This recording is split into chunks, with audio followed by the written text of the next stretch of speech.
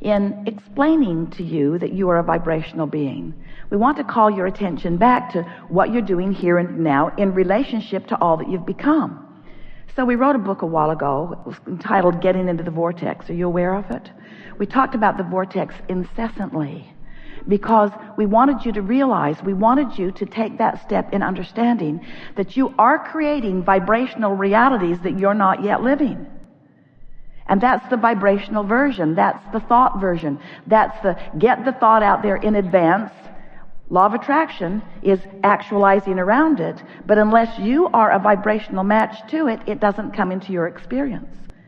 So we want you to realize that the things that you think about, wanted or not wanted, have created vibrational versions that will manifest if you keep the vibrational momentum going long enough.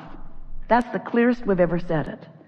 Wanted and unwanted, right now, vibrational state beings or experiences will become actualized if you keep the momentum of those thoughts going longer.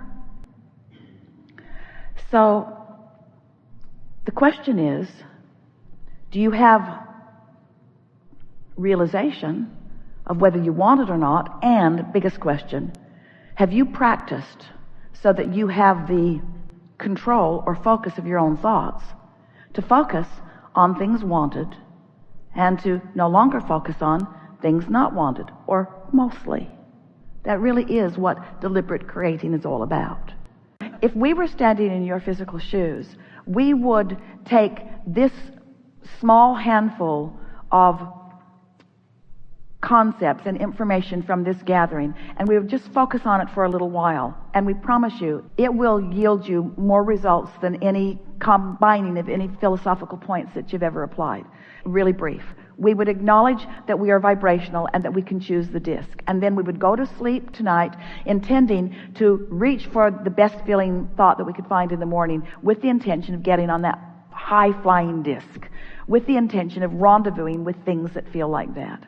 And then we would be aware of the way we feel. And in the moment that we realize that we are flying less high, even if it's just a little, we would realize that we have 17 seconds to draw back from that thought, to refocus that thought. Because once you cross the 17-second mark, it's going to start rolling. So we'd step out in front of that car and stop it in that early stage.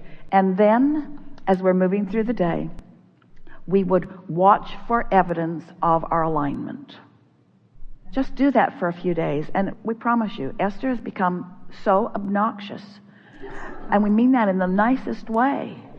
She has a pen that she likes to write with that Kate gave her that looks like a magic wand, and she's just sort of waving it around to the universe. I choose that and that and that. And she's reached this place that she knows that it's coming. It's just a matter of perfect timing.